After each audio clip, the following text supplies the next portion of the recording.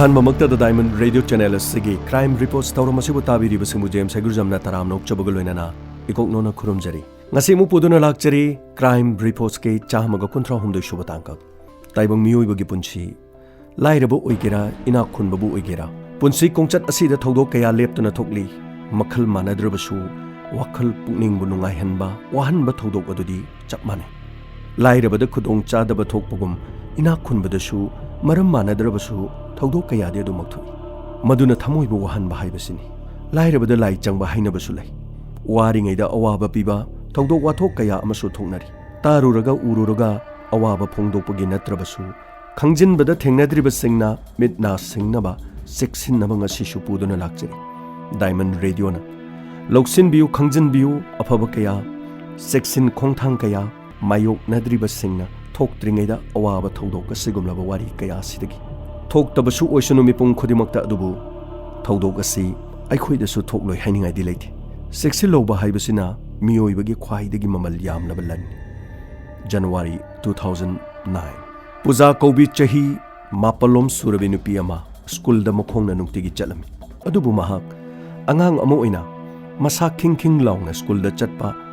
ꯁꯥꯟꯅ ꯈꯣꯠꯅꯕ ꯃꯔꯨꯞ ꯃꯄꯥꯡꯒ ꯂꯣꯏꯅ ꯇꯤꯟꯅꯕ ꯍꯥꯏꯕꯗꯨꯗꯤ ꯃꯍꯥꯛ ꯉꯝꯂꯝꯗꯦ ꯃꯍꯥꯛꯀꯤ ꯃꯁꯥ ꯑꯁꯤ ꯏꯁꯣꯟꯗ ꯁꯣꯟꯕꯒꯨꯝꯕ ꯑꯃ ꯑꯣꯏꯔꯝꯃꯤ ꯃꯌꯨꯝꯗ ꯃꯃꯥ ꯑꯄꯣꯛꯄꯤ ꯑꯅꯤꯇꯥ ꯃꯃꯥ ꯄꯣꯛꯄ ꯃꯕꯣꯛ ꯃꯆꯦ ꯑꯃꯗꯤ ꯃꯕꯨꯡ ꯑꯃꯁꯨ ꯂꯩꯔꯝꯃꯤ ꯃꯄꯥꯗꯤ ꯃꯍꯥꯛꯅ ꯆꯍꯤ 5 ꯁꯨꯔꯛꯄꯗ ꯅꯥꯗꯨꯅ ꯂꯩꯈꯤꯔꯝꯗꯦ ꯏꯃꯨꯡꯁꯤ ꯌꯥꯝꯅ ꯋꯥꯅ ꯍꯤꯡꯕ ꯏꯃꯨꯡ ꯑꯃ ꯍꯥꯏꯕꯗꯨ ꯑꯣꯏꯔꯝꯃꯤ ꯃꯍꯥꯛꯅ ꯁ꯭ꯀꯨꯜꯗꯒꯤ ꯍꯜꯂꯛꯄꯗ ꯋꯥꯏ ꯍꯥꯏꯗꯨꯅ ꯑꯌꯥꯝꯕ ꯃꯇꯝꯗ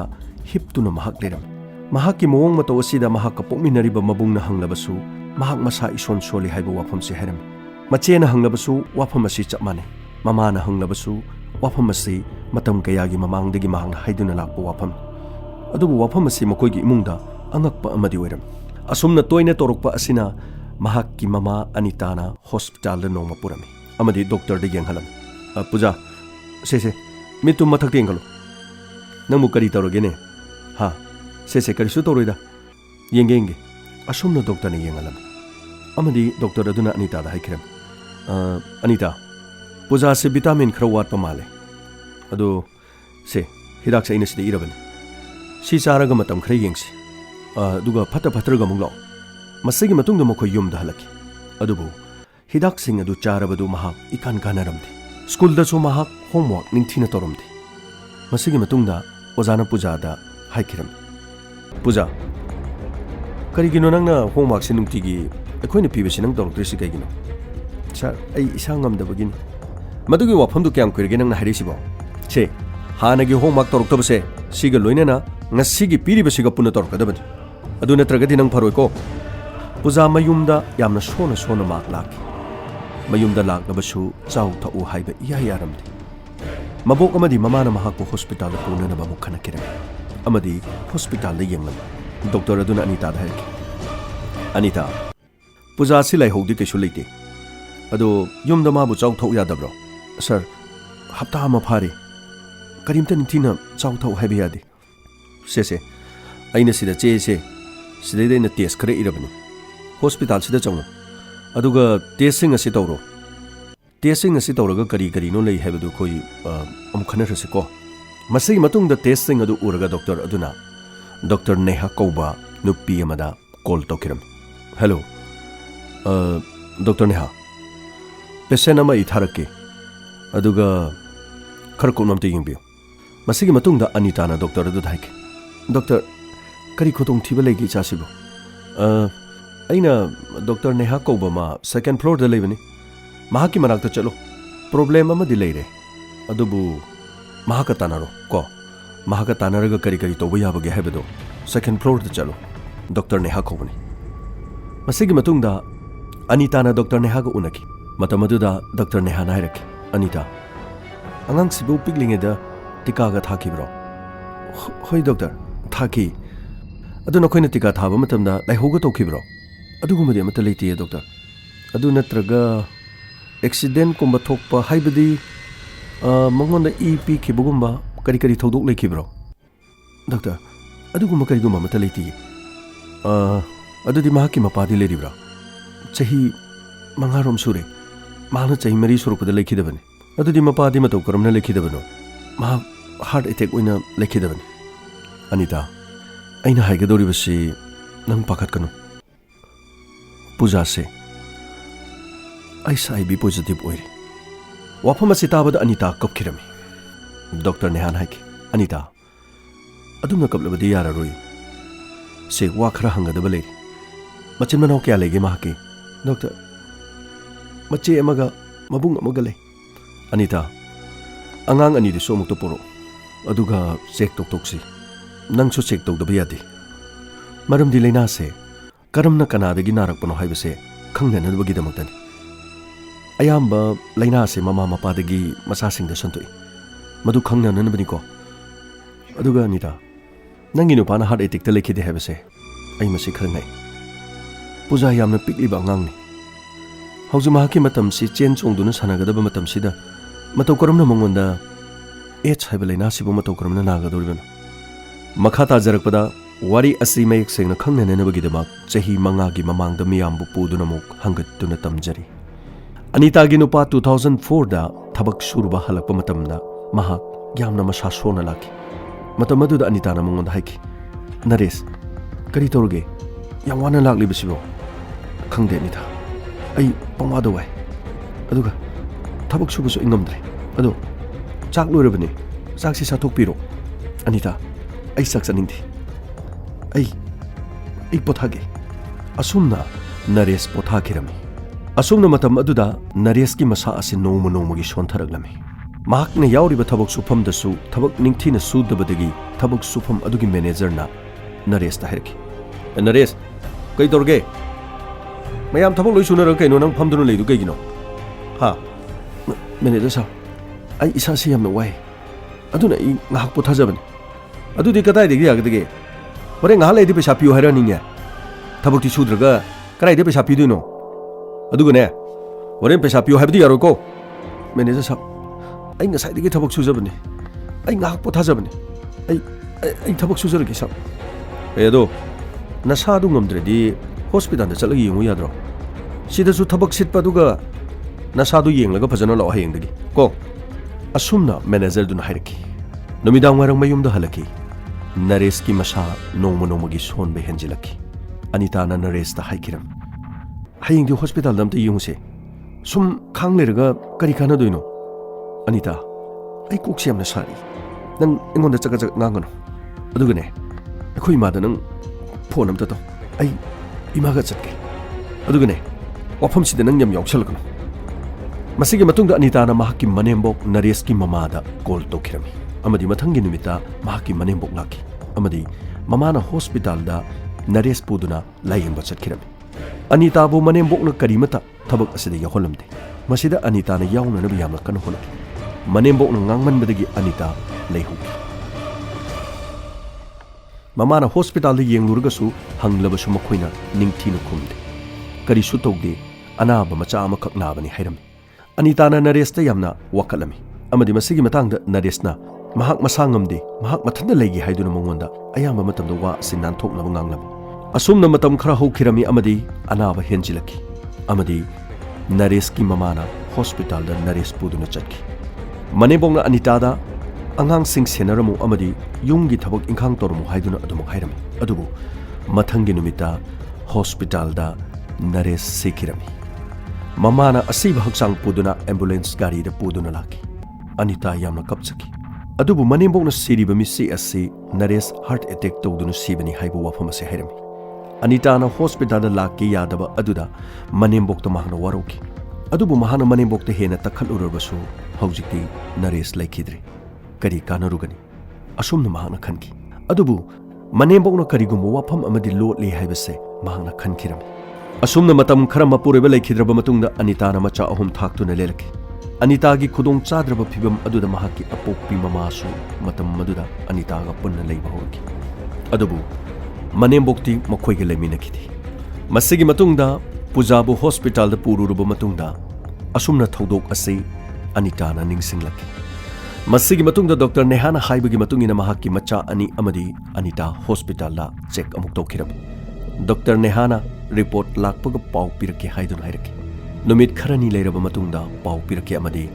डॉक्टर नेहाना अनिता दा हाइकी अनिता लाइबक फबदगी नचानुपी अमदी नचानुपासे मखोइदि नेगेटिव ओइरे हाइबदी मखोइ HIV पक्त्रे अदुबु नंदी HIV पॉजिटिव ओइरे वफम असि ताबदा अनिता यामना कपकी अमदी यामना ngakpasu phawki मदुदा डॉक्टर नेहान हाइकी अनिता नते नंगना अदुमना तोरबदी कमाइना तोगनी नंगी नचा पुजासु अनाबसिना नारीदना थेंनबा ताबनी करिगी पुनिंग हंथगदोरिबनो अदोनिदा आई वांग मतंग हंगे नंग वारोगद्रा से सेंगनो खुमु नंगी पुंसीदा नंगी नपुरोइबा नरेश नतबा अतोपा नुपागा फिजिकल रिलेशन नते डॉक्टर आई अदुगुम मत लेथि ओ सॉरी अनिता अईगिदी वाफम से खंगदबा यादबा दुगिनी अदो नंगी नुपा नरेश तसेंगना हार्ट अटैक न सिखिब्रा मानी डॉक्टर आइसु तसेंगना खंगदी मतम मदुद आई हॉस्पिटल दा चटके हेबसु यादे अईगी इनिमोंगना वाफम से अइंगोंदा हाइबनी इपुरुबा सिख्रबा मतुंगदा आई युम मदुदगी तांथोरकी आई यवाना अईगी इचासिंगसिगा आई लेलकी अदुबु इपुरुबना थंबिरम इचासिंगसे कम तौकरम आई लेगदोरिबनो हाइने इनिमोंगदा आइने यामना कपसकी अदुबु इनिबोंनो कोई नमदुना तांथोरकी अमदी अखोइना लेबा बरादुदा अईगी अपोपु इमागा अंगांगसिंग असिगा ngasi फावबा लेरकलिबनी अनिता नंगी नुपाना लेतबसे करम हॉस्पिटल दन डॉक्टर हॉस्पिटल असिमक्तदनी 2004 दनी ओके आई चेक तौगे अदो मतम चाना हिदा गोली चारबदी लोइना ngakthokpa ngame हप्ता खुदिंगी मफम असिदा काउंसलिंग क्लास नंग यावगदबनी अदुगने से सिगी ग्रीन कार्ड अनि से पाई अमना पूजागिनी अमना नंगिनी एखोइदना येलो कार्ड सिलेगनी को अदुगा मसिगी कार्ड सिंग असि येंगागा हिदाक सिंग से मतम चाना सागदबन लोइना एखोइदगी हिदाक सु लोगदबन पूजा सु नंगना निंगथीजना मतम चाना नंगना पिजगदबन अदो सिदगी तमना तमना हक्चांग कंखलगलनी नंग करीम तो पाका कनो मी हिंगनरिबा मयाम से सिगे चप माननने अदुमक हिंगबे लाइना सिना नारगा खोइना किगदब नती हिदा गोलिबु मतम जाना चारबा अदुम लाइना से नारबसु मी ख्वाइने हिंगरिबा सुमाइना मतम सांगना दुम हिंगबे याई अदुगने हॉस्पिटल असिदगी हिदाक सिंगसे लोइना लेमना फंगनी को नंग मसे कावबा यादि को मसिगी मतुंगदा मखोइ मयुमदा चटखिरमी अनिता यामना वारोखे अमदी मनेबोकनो करिगुम खर वाफम लोटपा मानबा अदुदा महाना मनेबोकता चट्टुना महाना वाकटखिरमी मतम अदुदा मचा नरेश युम पांद्रिङैदा लमचत ओक्तब कया चटपगी ngangnaba ngamdaduna lai haibase manebokna kapna tamaki अनिताना मतम अदुदा वारोखि अदुगुम्बा थौदोक कया लेरबदि करिगिदमक मचानुपादु महाक लोहंबिरिबनो हाइदुना महांगा हाइखिरम अदुबु कपचब नतना करिदि उपाय लेगनि असुमना अनिताना मचानुपी पूजागा लोइनना हिदाक लांथक चाबा होखि अयाम्बा मतमदा पूजाबु महांगा सेक्सिनबा होरखि पूजा स्कूल चटपा अमुक हौखिरमी अमदि पूजागी मसा यामना थुना फगलकपा हाइबदुदि ओइरमदे साक निंगथिना चारमदे अनिताना थेमदुना मचानुपी पूजाबु चाकी सिंग पिजरमी HIV काउंसलिंग की मियोय कया उनरमी अमदी पूजागी दमक अनिताना यामना वाना होनरमी पूजासो काउंसलिंग सेंटर दा यामना तोइना ममागा लोइना चलमी पूजा तपना खरखरदी फगलमी अदुबु अनितादी वेट असे यामना हंथरकलमी मसागी खनबदा मसागिदी होनबा हाइबसे खर वालमी डॉक्टर नेहाना सेक्सिनबु वाफम कया हाइरमी हौखरबदी हौखरे हौजि मांगदा तारिबसे नंग थेंनबा ताबनी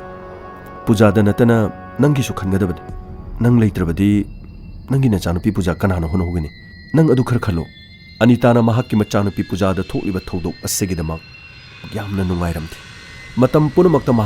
महाक्की मथमोइदा निंदा तोरम मनेम्बोक अमदी मपुरोइबदा महाक्ना यामना वारोजकी मसीना महाक चाबा थकपा कया यारमदे अमदी महाक्की फिबम असुम सोक्सिलखिरमी नोंमा नुमिदांग वाइरम अमा महाक्ना थबक सुबा चलुरगा हलकपा मतमदा युम हेक योरपगा वानथरकलमी अमदी अपोपी ममाना महाकपु हॉस्पिटल दा पोखिरमी अदुबु नोंमनिनी लाइकनरमलबा मतुंगदा अनिता सु ताइबंगपान थारोक्तुना चटकी लाइरबा इमुंग असिदा अवाबा हाइबदु ओइखि अनितागी ममा अदुना मचा नुपीने हुंदोकलमलबा मचा अहुंगी दायित्व लौबा ताखिरमी अमरोमदा पूजा ममा लेतबदगी हिदाक गुली चाबा मंगोंदा खुदोंग चादबा कया मरुम मायोकनरमी स्कूल चटपा मतमदा अवाबा कया होरखि खरा खरा नॉर्मल लाक्पा हौरमलबा मतम अदुदा स्कूलगी होमवर्कना चिंगबा निंगथीना तौबा ngamlaklamde ओजाना महाकु मतम पुनमुक्त चैरम अदुबु पूजा SIB ओइरे हाइबसे स्कूलदा कनागुम अमतना खंगलमदे अदुबु महांगना ममानबीदा मसा सोनबा अमदी हॉस्पिटल महांगना पाइरिबा कार्ड अदुगी मतंगदा ममानबी अमदा महांगना वारी सारम मसिगी मतुंगदा महांगना होमवर्क तौरक्तबगी मरमसिंग असे याम तत्तना ओजाना चैबा अदुदा ममानबी अदुना ओजा अमदा महाक कार्ड अमा पाइ हाइबा वाफम असे तमखिरम कार्ड अदु येंगे हाइना ओजाना येंगे मतमदुदा ओजाना महाक खंखि SIB पॉजिटिव ओइरबा मियोय अमनी हाइबसे वाफम असिदगी महाकु स्कूल अदुदा मिराइबा होरखि महाक लाक्पा मतमदा साता सात्री अमता महाकी मनाक्ता लेरमदे स्कूल अदुदा महाक इसिंग थक्के हाइदुना महांगना क्यू लेपा यावरबसु महांगना इसिंग थक्लबदी छात्रसिंग इसिंग अमता थक्लोय हाइदुना महाकी मनाक्तगी चेनखिरम अमदी ओजादा पाउ कयासु तमखिरम ओजासिंगना महाकपु चैबा ngang नतना स्कूल अदुदा महाकपु करिगुम्बा अमता नुंगाइफम खंगलमदे स्कूलगी प्रिंसिपल फावबना महाक लाइरिक हायु याद्रबा होमवर्क तौ याद्रबा नंगदी करी कानगनी SIB पॉजिटिव ओरबा नंगु मफम असिदा करी कानगनी असिगुम वाफम कया सिमंगोंदा हाइरमे अमदी प्रिंसिपल अदुना मखाताना नंगना खोइपुना मपु मिपाइहले स्कूल असिबुसु लेखा ताहनगदोरे नंगना स्माइन तौ लेरबदी स्कूल असिदा कनामता मिंग चलु याररोय वाफम असि फावबा मंगोंदा हाइखिबदगी पूजा स्कूल चटपा लेपखिरमे अदुबु अनिताना हुंदोकलमलबी मच्चासिंग अदुगिदमक अपोक्पी ममाना यामना कन्न होनरमे पूजाबु थेम थेमदुना गुली पिजरमी अमदी काउंसलिंग सेंटर दा तत्तना पुदुना मसुनुपीबु फगतननबगिदमक लेप्तना होनरमे अदुबु स्कूल चत्तबगी मरम डॉक्टर नेहाना ताखिरमे पूजादा डॉक्टर नेहाना हंखिरमे स्कूल दा महाकु तत्तना चैबी अमदी ममा मपासु SIB लैनाना सिखिबनिना महाकसु अथुबु मतमदा सिरगनी लारिक तमदुनु करी कानगनी हाइबो वाफम असि तत्तना हाइबा पूजाना डॉक्टर नेहादा तमखिरमे स्कूल अदुदा डॉक्टर नेहाना पूजादा तौरिबा मोंग असिदा स्कूल अदुदा NGO गे टीम अमा थादुना ओजासिंग उनननबगिदमा वाफम सिंग खनकिरमे मतमदुदा स्कूल गी प्रिंसिपल गा NGO गे म्यूसिंग उनकी NGO गे म्यूसिंग अदुदा प्रिंसिपल अदुना करीबु कानगदोरिबनो नखोइना पामलिबसे करीनो हाइबा वाफम हाइकी मतमदुदा NGO गे टीम अदुना स्कूल गी ओजासिंग पुन्ना स्टाफ पुनमक फमिनदुना मखोइना वाफम खरा हाइरमे मदुदी ओजासिंग मयाम फंबिरे ngasi prithvi asida laina asina narba mioi milen kya leri maruina SIB na narba mi amabu akhuna karigi tathi tawaina togadoribana hauji gamna chokholaba matam amani mipum khudimak loinamak lairik hainarba knowledge lainarba ngaktan SIB mayamna loina tanare SIB adubu masigi maming phawba tarabasu aikoina hena cheksindabadagi SIB haibasi karino haibasi full form phawba mayamna nainadi yamna sengna harabadi SIB AIDS haibadi Human Immunodeficiency Virus AIDS haibana Acquired Immunodeficiency Syndrome wafam sing asigi full form phawda haiba nungai tabudigi natraga wafam sing asi miyamna he mirai bugum tawi tasengna hairabadi SIB gi matangda mioi kya da matam kya gi mamangdagi sarkarna amadi NGO gi group kya na wafam sing asigi matangda khanaduna amadi miyamda masigi damak sel changna kaya marum khangna nabagi damak haikib amadi takhiba kya marum le luribadi अखोई लेबाक SIB AIDS ने हाइरकांदा पुनमक असि ओक्तोबर लमचत चतपगी नत्रगा मखोइने लमचत कामलुबदगिनी हाइदुनु मियामने हेना ताथिबगी मोंग अमदा तवी लाइना सिंग असिना नारब मियोय सिंग असिबो अखोइने सेक्शनदना थमलबदी नारक्त्रिब मियोय सिंगदे हेना कुपसिन खिदुना पृथ्वी असि नोमदि मुतखिबे याबगी खुदुंग थिबा लेरिबनि अदुबु अखोइने खंगना मसिदा चेक्सिनदबा हाइबसिदि लाइना असिना सोलक्त्रिब सिंग हेना खंगदबु वाफम सिंग असिदि अखोइना मिराइदुना लेफम थोक्ते हाइबसिनि SIB हाइबसी सुमनतगी मखल मरीदा संदोकपा लैनानि अहानबदा अनप्रोटेक्टेड फिजिकल रिलेशन हाइबदी सेक्शनदबा नुपा नुपीगी लमचत चतपा अनि सुबदा नीडल सिरिंज पुनबा अहुम सुबदा सखंगदबा टेस्ट तौदबा इ नत्रगा SIB पक्लबा मियोय अमदगी इ लौरुरगा इ कापा मतमदा लैना सि संतु मरी सुबदना SIB न पक्लबा नुपा नुपीगी मचादा लैना असिना संतु हाइरिबा मखल मरी असि नतना लैना असि कनागुबा अमतदा संदोक्ति वाफम सिंग असि अखोइना खंगलबसु अखोइ मियाम पुलमंगना अखोइने हेक्तमक मिराय AIDS हाइरगा मियामना लाना खन्ननरबदी मतौ करमना अखोइना मायोंगनगनि चुमी लैना असे यामना तमथि अदुबु अनाबा मियोय सिंगदा तमथिबा असिना लैना असिदगी अखोइना अमुक हेना तमथिरे हाइबसिन ꯃꯔꯝ ꯑꯁꯤꯅ ꯂꯩꯅꯥ ꯑꯁꯤꯗꯒꯤ ꯉꯥꯛꯊꯣꯛꯅꯅꯕ ꯍꯤꯔꯝꯁꯤꯡ ꯑꯁꯤ ꯍꯥꯟꯅ ꯃꯤꯌꯥꯝ ꯄꯨꯝꯅꯃꯛꯇ ꯁꯦꯡꯗꯣꯛꯄ ꯍꯥꯏꯕꯁꯦ ꯌꯥꯝꯅ ꯆꯪꯏ꯫ ꯑꯅꯥꯕꯁꯤꯡꯗꯤ ꯑꯅꯥꯕꯁꯤꯕꯨ ꯃꯥꯌꯣꯛꯅꯒꯗ꯭ꯔꯥ ꯅꯠꯇ꯭ꯔꯒ ꯃꯤꯌꯥꯝꯅ ꯇꯥꯊꯤꯕꯤꯕ ꯑꯁꯤꯕꯨ ꯃꯥꯌꯣꯛꯅꯒꯗ꯭ꯔꯥ? ꯑꯋꯥꯕ ꯑꯃꯁꯨ ꯃꯈꯣꯏꯗ ꯍꯦꯟꯅ ꯍꯥꯞꯆꯤꯟꯕꯤꯔꯕ꯫ ꯈꯨꯠ ꯁꯣꯛꯅꯕ, ꯆꯥꯛ ꯆꯥꯃꯤꯟꯅꯕ, ꯐꯝꯃꯤꯟꯅꯕꯗ ꯂꯩꯅꯥ ꯑꯁꯤ ꯀꯔꯤꯁꯨ ꯂꯧꯅꯗꯦ꯫ ꯃꯤꯌꯥꯝꯅ ꯍꯦꯛ ꯈꯟꯅꯩ ꯃꯗꯨꯗꯤ ꯀꯥꯡꯅ ꯆꯤꯛꯄꯁꯦ ꯍꯦꯛꯇ ꯂꯧꯅꯩ, ꯃꯈꯣꯏꯒꯤ ꯏꯒ ꯑꯩꯈꯣꯏꯒꯤ ꯏꯒ ꯍꯦꯛꯇ ꯊꯦꯡꯅꯕꯗꯒꯤ ꯑꯅꯥꯕꯁꯦ ꯍꯦꯛꯇ ꯂꯧꯅꯩ ꯍꯥꯏꯅ ꯃꯌꯥꯝꯅ ꯍꯦꯛꯇ ꯈꯟꯕꯁꯨ ꯌꯥꯎꯏ꯫ ꯏꯒꯤ ꯃꯅꯨꯡꯗ, ꯍꯛꯆꯥꯡꯒꯤ ꯃꯅꯨꯡꯗ ꯃꯄꯥꯡꯒꯜ ꯀꯜꯂꯕꯁꯨ ꯍꯛꯆꯥꯡꯒꯤ ꯃꯄꯥꯟꯗ ꯊꯣꯔꯛꯄ ꯃꯇꯝꯗꯗꯤ ꯚꯥꯏꯔꯁ ꯑꯁꯤꯒꯤ ꯃꯄꯥꯡꯒꯜ ꯑꯗꯨꯛꯀꯤ ꯃꯇꯤꯛ ꯁꯣꯜꯂꯤ꯫ ꯃꯈꯣꯏꯒ ꯂꯩꯃꯤꯟꯅꯕ ꯃꯇꯝꯗ ꯑꯩꯈꯣꯏꯒ ꯀꯔꯤꯒꯨꯝꯕ ꯑꯃꯠꯇ ꯂꯧꯅꯗꯦ꯫ ꯑꯩꯈꯣꯏꯅ ꯂꯥꯟꯅ ꯈꯟꯗꯨꯅ ꯃꯈꯣꯏꯕꯨ ꯆꯩꯊꯦꯡ ꯄꯤꯕꯤꯕ ꯑꯁꯤꯅ ꯃꯈꯣꯏꯗ ꯍꯦꯟꯅ ꯃꯁꯥ ꯁꯣꯛꯍꯟꯅꯕꯒꯤ ꯃꯔꯝ ꯑꯃ ꯑꯣꯏꯔꯤ꯫ ꯑꯁꯨꯝꯅ ꯋꯥꯐꯝꯁꯤꯡ ꯑꯁꯤ ꯑꯣꯖꯥꯁꯤꯡ ꯑꯗꯨꯗ ꯍꯥꯏꯖꯕꯗꯒꯤ ꯑꯣꯖꯥꯁꯤꯡꯅ ꯋꯥꯐꯝ ꯑꯁꯤ ꯇꯥꯈꯤ ꯑꯃꯗꯤ ꯄꯨꯖꯥꯕꯨ ꯑꯃꯨꯛ ꯍꯟꯅ ꯁ꯭ꯀꯨꯜꯗ ꯆꯠꯄ ꯍꯥꯏꯕꯁꯤꯗ ꯌꯥꯅꯈꯤ꯫ ꯄꯨꯖꯥ ꯁ꯭ꯀꯨꯜꯗ ꯆꯠꯄ ꯍꯧꯈꯤ꯫ ꯑꯗꯨꯕꯨ ꯃꯇꯝ ꯈꯔ ꯂꯩꯔꯕ ꯃꯇꯨꯡꯗ ꯃꯤꯌꯥꯝꯒꯤ ꯊꯃꯣꯏꯗ ꯂꯩꯕ ꯆꯤꯡꯅꯕ ꯑꯗꯨꯅ ꯄꯨꯖꯥꯕꯨ ꯑꯃꯨꯛ ꯍꯟꯅ ꯈꯨꯗꯣꯡꯆꯥꯗꯕ ꯀꯌꯥ ꯃꯥꯌꯣꯛꯅꯕ ꯍꯧꯔꯛꯈꯤ꯫ NGO ꯀꯌꯥꯅ ꯑꯃꯗꯤ ꯗꯣꯛꯇꯔ ꯅꯦꯍꯥꯅ ꯄꯨꯖꯥꯒꯤꯗꯃꯛꯇ ꯌꯥꯝꯅ ꯍꯣꯠꯅꯔꯝꯃꯤ꯫ ꯗꯣꯛꯇꯔ ꯅꯦꯍꯥꯗ NGOꯒꯤ ꯒ꯭ꯔꯨꯞ ꯑꯃꯅ ꯄꯨꯖꯥꯒꯨꯝꯅ ꯃꯔꯥꯏꯕꯛ ꯊꯤꯔꯕꯤ ꯀꯌꯥꯒꯤ ꯅꯨꯃꯤꯗꯥꯡꯗ ꯍꯥꯡꯕ ꯅꯥꯏꯠ ꯁ꯭ꯀꯨꯜ ꯑꯃꯗ ꯁꯔꯨꯛ ꯌꯥꯅꯅꯕꯒꯤꯗꯃꯛ ꯋꯥꯐꯝꯁꯤꯡ ꯍꯥꯏꯔꯛꯈꯤꯔꯝꯃꯤ꯫ ꯀꯔꯤꯗꯤ ꯎꯄꯥꯏ ꯂꯩ? ꯂꯩꯕꯥꯛ ꯃꯤꯌꯥꯝꯅ ꯊꯧꯁꯥꯕꯤꯗ꯭ꯔꯕ, ꯇꯥꯊꯤꯕꯤꯔꯕ ꯄꯨꯖꯥꯒꯨꯝꯅꯕꯤ ꯀꯌꯥ ꯂꯥꯏꯔꯤꯛ ꯇꯝꯕ ꯁꯔꯨꯛ ꯌꯥꯈꯤ꯫ ꯍꯥꯏꯔꯤꯕ ꯅꯥꯏꯠ ꯁ꯭ꯀꯨꯜ ꯑꯁꯤꯗ ꯄꯨꯖꯥꯁꯨ ꯁꯔꯨꯛ ꯌꯥꯈꯤ꯫ ꯑꯁꯨꯝꯅ ꯌꯥꯝꯅ ꯇꯠꯇꯅ NGOꯒꯤ ꯒ꯭ꯔꯨꯞ ꯑꯃꯗꯤ ꯗꯣꯛꯇꯔ ꯅꯦꯍꯥꯅ ꯍꯣꯠꯅꯗꯨꯅ ꯃꯔꯥꯏꯕꯛ ꯊꯤꯔꯕꯤ ꯄꯨꯖꯥ ꯑꯃꯨꯛ ꯍꯟꯅ ꯅꯥꯏꯠ ꯁ꯭ꯀꯨꯜꯗ ꯀꯥꯗꯨꯅ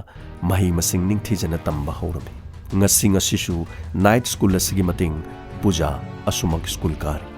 ꯃꯈꯣꯏꯕꯨ ꯏꯟꯊꯣꯛꯄꯤꯒꯗ꯭ꯔꯥ? ꯃꯈꯣꯏꯕꯨ ꯂꯧꯁꯤꯟꯕꯤꯒꯗ꯭ꯔꯥ? ꯃꯈꯣꯏꯕꯨ ꯀꯅꯥꯅ ꯃꯤꯠꯌꯦꯡ ꯆꯪꯕꯤꯒꯅꯤ? ꯚꯥꯔꯠꯀꯤ ꯃꯅꯨꯡꯗ ꯁꯥꯟꯅ ꯈꯣꯠꯅꯕꯗ ꯇꯣꯝꯊꯤꯟ ꯉꯥꯜꯂꯤꯕ ꯏꯔꯩꯄꯥꯛ ꯃꯅꯤꯄꯨꯔ ꯁꯅꯥ-ꯂꯩꯄꯥꯛ HIV ꯅꯥꯕ ꯁ꯭ꯇꯦꯠꯁꯤꯡꯒꯤ ꯃꯅꯨꯡꯗ ꯃꯀꯣꯛ ꯊꯪꯅ ꯃꯅꯤꯄꯨꯔ, ꯃꯤꯖꯣꯔꯥꯝ ꯑꯃꯗꯤ ꯅꯥꯒꯥꯂꯦꯟꯗꯅ ꯉꯁꯤꯁꯨ ꯐꯝꯐꯝ ꯀꯟꯗꯨꯅ ꯂꯩꯔꯤ꯫